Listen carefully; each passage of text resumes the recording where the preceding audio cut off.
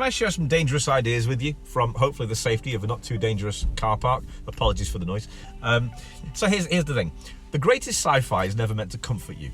It doesn't try and reassure you that the world is fine or that the future's bright or that the stories we tell ourselves will always hold true. Great sci-fi, the stuff that you remember, the stuff that you revere and you look back on with great affection, the stuff that everybody knows about because it's entered into the public psyche, it's designed to disrupt, to deconstruct and demand better answers.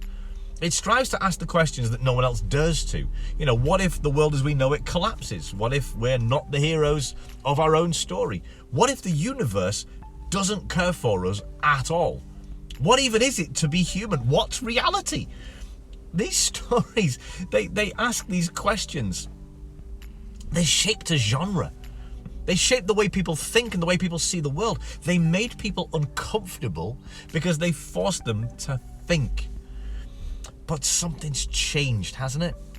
I mean, today, instead of dangerous ideas, we so often get safe narratives that are pre-approved by boardrooms. And instead of truth, unvarnished, naked, brave truth, we get content that's engineered for algorithms and is tested for maximum profit. And if it doesn't get that, it's going to get reshot and rewritten and stripped of anything that might make you feel too much or think too deeply.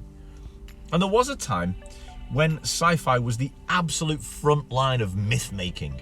It was a genre that didn't just tell stories, but it changed the way people saw the world. Blade Runner, as an example, it wasn't just a popcorn movie, it was a philosophical crisis disguised as fiction, with or without the voiceover from Harrison Ford. I mean, the Twilight Zone, it wasn't just episodic black and white entertainment, it was a challenge to the status quo in just so many ways. The Left Hand of Darkness, right? That's not a casual read. It's a deconstruction of identity and politics and humanity itself. And I could go on. Look, we all know what an Orwellian future is, right? Even though most of us have never read 1984, we've probably never even seen a copy of the book. But we all know what Big Brother is, right? And this is what I mean. The good stuff, the great stuff, it changes culture because it has something to say. Hard questions that both terrify and intrigue us. And these stories, they weren't about predicting the future per se, although some of them did that in a scary, accurate way.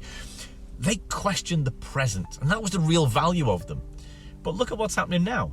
I mean, instead of subversive thought experiments, we get franchises engineered by corporate committees. Everything must be easily digestible and safe. Instead of asking what is possible, sci-fi today is just a tool to be asked what's profitable. Instead of warning us about the dangers of power, it's just become an instrument of power itself. If it wasn't for the likes of Chris Nolan and Denis Villeneuve still carrying the flag, the game would be over. But right there is the proof. It's still possible. And when it can be proven that someone can do this, still do this and get it right, and make money, then studios queue up round the block to throw money at them for the next film. But for the most part, let's face it, studios have lost courage. And for the most part, because of that, we've lost the greatness of sci-fi. And a neutral, neutered sci-fi landscape doesn't just mean bad movies and books. It means that we stop asking the dangerous questions.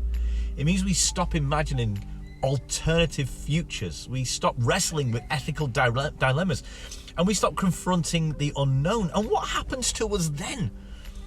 A sci-fi that fears controversy is a sci-fi that's lost its purpose.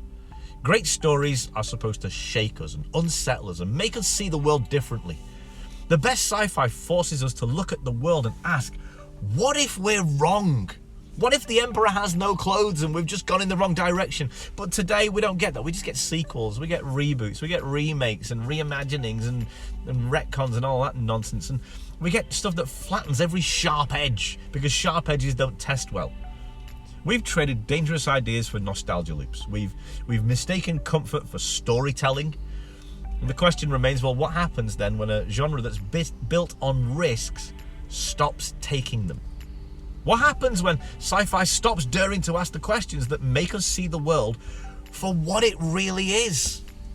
So we need to do something, right? Because I don't like this. We're losing what we love. So here's your call to action, folks. You have a part to play here. They don't believe in just complaining about what is. Sometimes you got to stand up and do something. I don't like that, but look at this. It's time to push back. It's time to make sci-fi dangerous again. It's time to return to the stories that are bold enough to challenge, to provoke, to disrupt. The ones that don't just give you easy answers, the ones that refuse to be polite, that force you to think. So let's talk. Let's get a conversation going, and from that, let's make something happen, something a little dangerous. So I want to know, let's start here. What is the last sci-fi story that made you think? What's the last one that made you a little uncomfortable? What's the last one that made you just question something? Question everything? Drop it in the comments. I want to discuss. And from that discussion, I want to build something with you on board. Because great sci-fi was never meant to be safe. It was meant to be the mythos of those who refuse to accept the world as it is. If Hollywood won't do it, maybe it's time we do it ourselves, and I've got a plan for us to do exactly that. So, okay, comment below, what is a sci-fi story that actually challenged you? Let's talk. See you soon.